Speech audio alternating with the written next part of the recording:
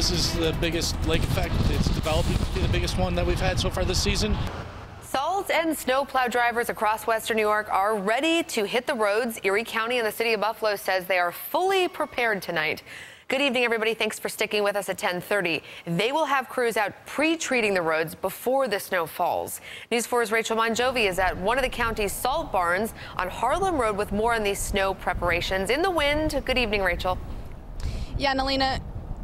Good evening, Nalina. Crews have been preparing for this winter storm for weeks now. It is the first significant snowfall that we will see this winter season. The temperatures out here are dropping. It's extremely windy. You could probably hear it on my microphone. You can see how windy it is. This weather will have an impact on your morning commute.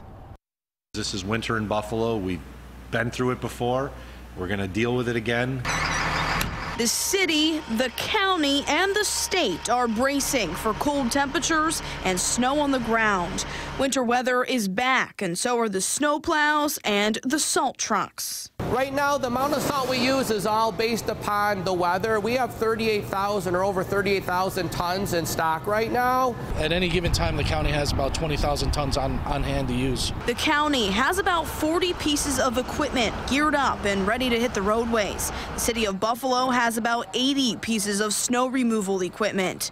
Officials say their biggest concern as the winter storm approaches is the wind and the ice. It's tough, too, because we're in between a rainy period, then transitioning into a snow period. So if the temperatures do drop below freezing, obviously ice is the worst. We can plow snow all day long. We've proven that. Ice is just, it's detrimental no matter what. Crews will start pre-treating roads around 3 Wednesday morning. They're anticipating a messy morning commute. Authorities are warning drivers to drive slow when the snow sticks. Take a little extra time out.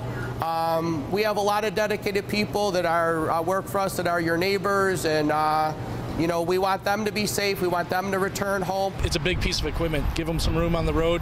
Take your time. Fill up your gas tank. Make sure you got good windshield wipers, good tires, and you know, always have a little go kit in the car in case the worst weather comes about.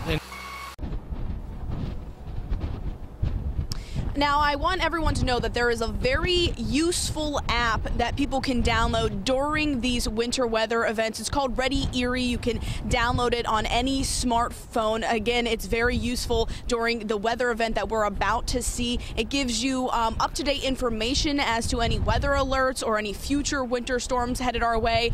It also tells you when your road was last plowed and when it will be plowed in the future. So that is definitely something you want to download this winter season. For now, reporting live on Harlem Road, Rachel Monjovi, News 4 at 10:30. Rachel, thank you. That and, of course, the Forewarn Weather app. Have to point out there are a few hundred people in Erie County without power right now because of the winds. There's some power outages. Also, we saw some trees down across parts of Buffalo. I'm sure there's other damage out there that we haven't seen yet. But please send us pictures if you can safely. We want to see what's happening. Yeah, the winds are definitely whipping out there. We've heard it here in the studio. And so far in Buffalo, we've seen gusts close to 50 miles per hour. And that's within just the last hour. Now, what those winds have done is they brought temperatures down from the low 50s this afternoon to right now in the upper 30s for Buffalo, but things are starting to fall right around freezing or below it in some areas south of the city. And that's what we're expecting for everybody as we move through the night tonight. Of course, that cold air is going to continue to be ushered in by those strong winds. And notice for the southern tier, you can expect temperatures to drop down into the mid-20s. For the metro, they'll stay closer to freezing. But with the wind, with the cold temperatures, and of course, Lake Erie's water temperature is 45 degrees right now, that's going to spark that lake effect snow.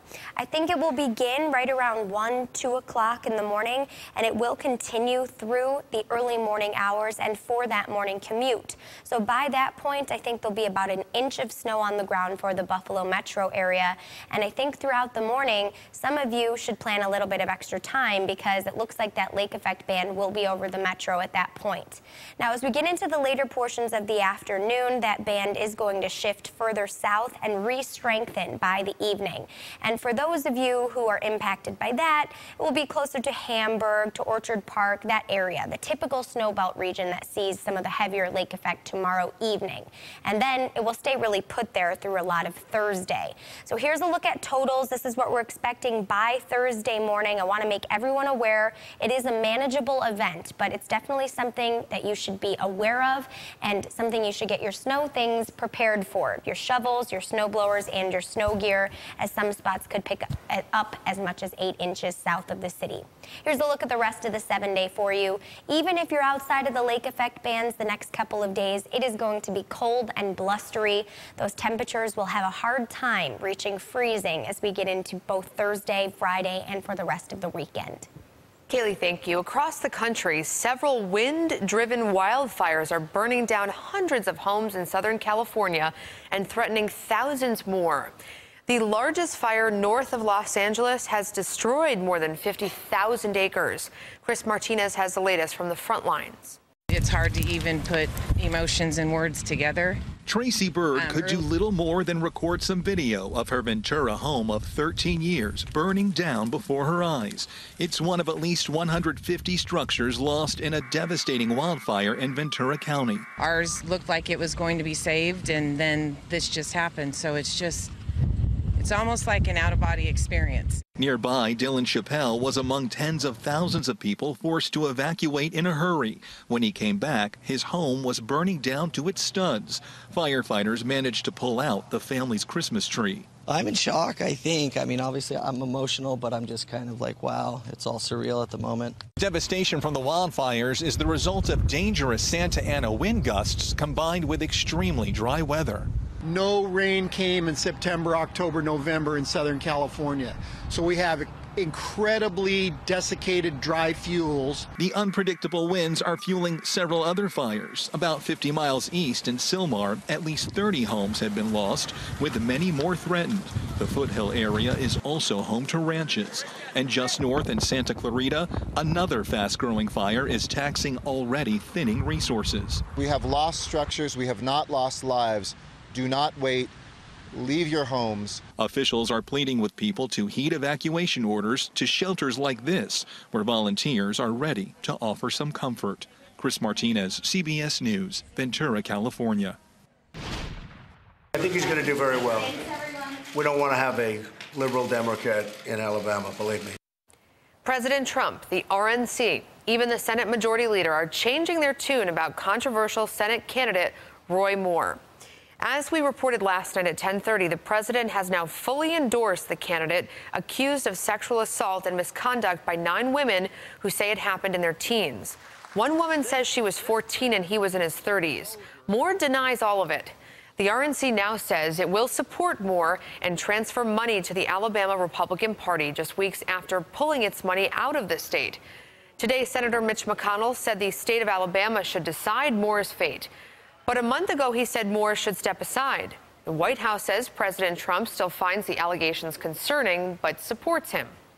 We've said that the allegations are concerning, and if true, he should step aside, but we don't have a way to validate that, and that's something for the people of Alabama to decide, which we've also said, and we maintain that, and ultimately it will come down to the people of Alabama to make that decision. The special election is next Tuesday. Meanwhile, the longest-serving lawmaker on Capitol Hill has stepped down amid sexual misconduct allegations. Democrat John Conyers called into a Detroit radio show this morning announcing he's retiring from Congress, but not because of the allegations from former female staffers. Conyers denies all of the allegations. President Trump's travel ban is now in effect after the Supreme Court gave it the go-ahead. It impacts people traveling from 6 mostly majority Muslim countries. This comes as Customs and Border Patrol Control, along with U.S. Citizenship and Immigration Services, released their year-end statistics on immigration and border enforcement. Anna Wernicki has the findings.